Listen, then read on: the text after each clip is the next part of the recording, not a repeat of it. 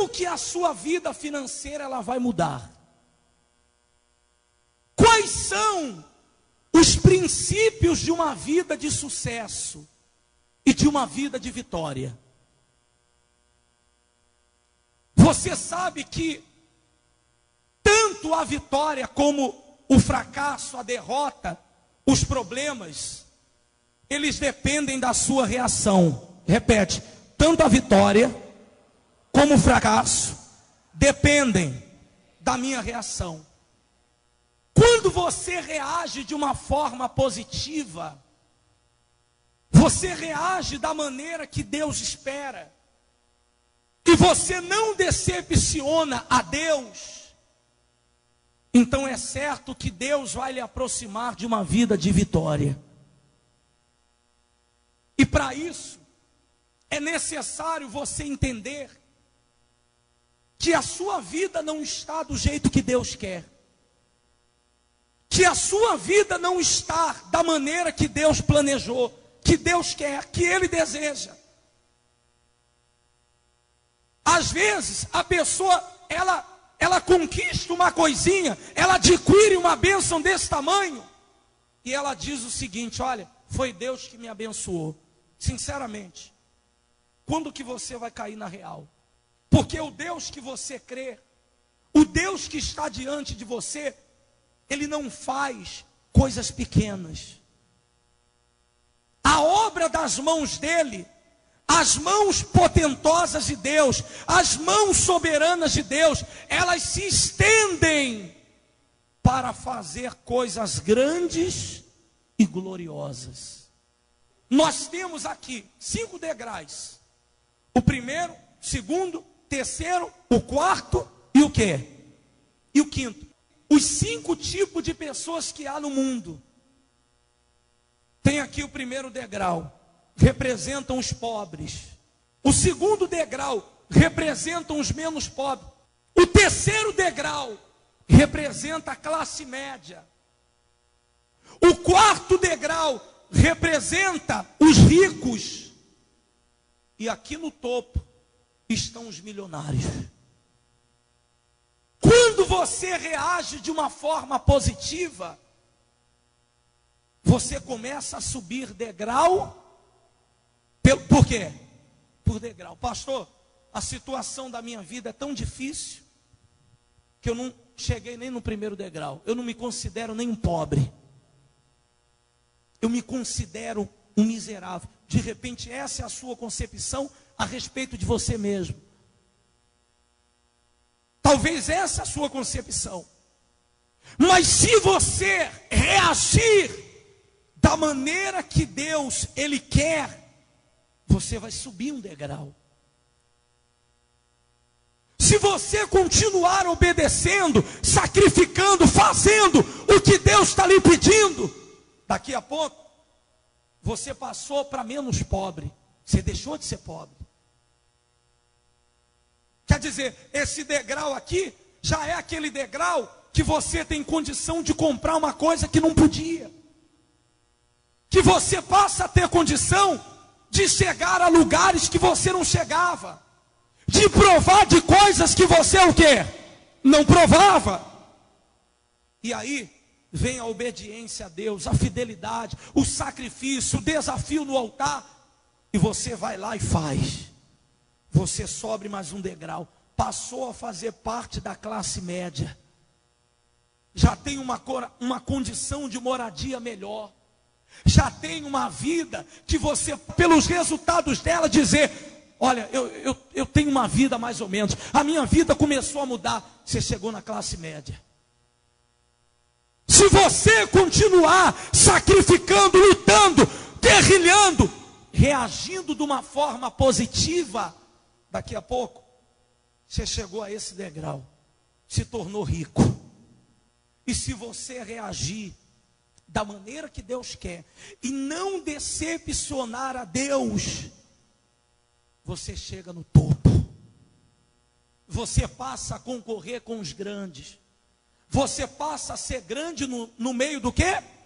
Dos grandes. Você passa a ser chamado de doutor, respeitado. Ao invés de ser visto como um Zé Ninguém, como zero à esquerda, como um pobre coitado, como aquela pessoa que é vista como caloteiro, você passa a ser totalmente considerado por Deus, totalmente respeitado por todos. Porque hoje quem olha para você percebe que se trata de uma pessoa vitoriosa, de uma pessoa que para abrir a boca para falar dela, as pessoas têm que pensar duas vezes. Agora, quando se chega ao topo, tanto pode voltar a estaca zero, como você pode subir mais ainda. Depende de que maneira você trata a Deus nesse altar. Nós vemos esse exemplo claro e evidente na vida de Salomão. Porque Salomão, quando ele excedeu no que fez, ele excedeu a todos os reis da terra, a todos. Ele excedeu. Em outras palavras, fez o que ninguém fez. E por isso ele viu o que ninguém, o quê? O que ninguém viu. Ele teve coragem de dar o que ninguém deu. E por isso ele recebeu o que também ninguém recebeu. O que ele recebeu foi superior a todos. A própria Bíblia declara que não houve e não haveria homem tão rico como quem? Como Salomão. Porque ele não ficou oscilando, dividido, protelando. Ele não ficou dividido entre confiar no Deus do altar ou não. Ele subiu no altar com sacrifício. Ele subiu no altar com seu sacrifício. E ele colocou no altar de Deus. Quando ele colocou no altar, você veja que foi algo tão extraordinário, que Deus apareceu na mesma hora e perguntou para ele o seguinte: pede-me o que queres.